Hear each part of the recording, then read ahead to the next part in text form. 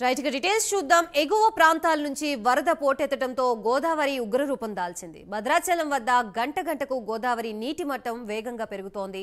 నిన్న 26 అడుగులు ఉన్న గోదావరి నీటి మట్టం ఇవాళ 48 అడుగులు దాటి ప్రవహిస్తోంది.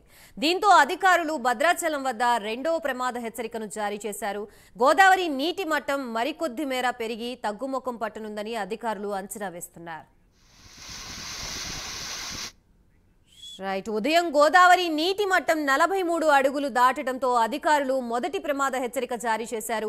నిన్నటి నుంచి ఇప్పటి వరకు గోదావరి నీటి మట్టం 20 అడుగులకు పైగా పెరిగింది. ఎగువ ప్రాంతాల నుంచి వచ్చే వరదతో గోదావరి నీటి మట్టం మరికొంత పెరిగే అవకాశం ఉందని కేంద్ర జలవనరుల శాఖ అధికారులు చెబుతున్నారు. దిగువ ప్రాంతాన ఉన్న సబరి నది పోటెత్తడంతో విలీన మండలాలకు రాకపోకలు నిలిచిపోయాయి. సబరి, సీలేరు ఉధృతంగా ప్రవహించడంతో చింతూరు మండలంలోని పలు గ్రామాలకు రాకపోకలు నిలిచిపోయాయి. భద్రాచలం వద్ద 11 లక్షల క్యూసెక్కులకు పైగా వరద నీరు దిగువకు ప్రవహిస్తోంది. లోతట్టు ప్రాంత ప్రజలు అప్రమత్తంగా ఉండాలని, అధికార యంత్రాంగం సహాయక చర్యలకు సిద్ధంగా ఉండాలని జిల్లా కలెక్టర్ పాటిల్ ఆదేశించారు.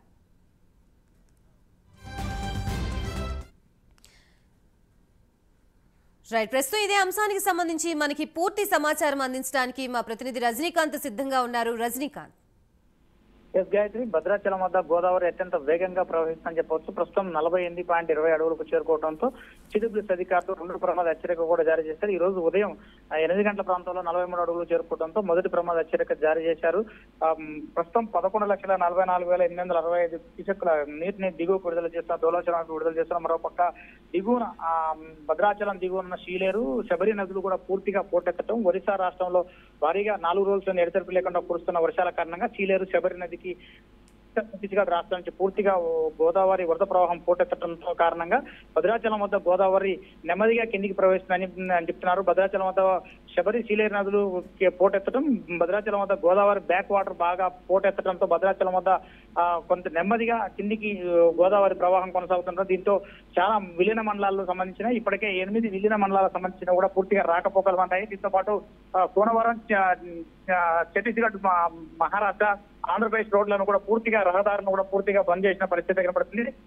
ఒక పక్క శబరి, సీలేరు నదులు పొంగి పొరలించడం, దాంతో పాటు బ్యాక్ వాటర్ బాగా పోటెత్తడంతో భద్రాచలం పట్టణంలోకి వాటర్ వచ్చే అవకాశాలు ఉన్నాయని చెప్తున్నారు. మరోపక్క ఇప్పటికే భద్రాచలం వద్ద రాత్రి 8-9 గంటల ప్రాంతం వరకు 50 అడుగులు మేర పై దాటే అవకాశాలను చెప్తున్నారు.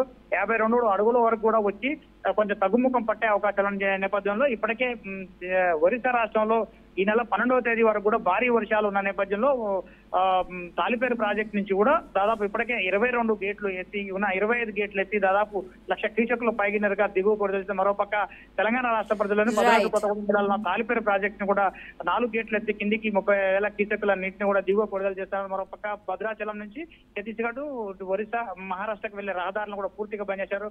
Right, thank you Rajinikanth.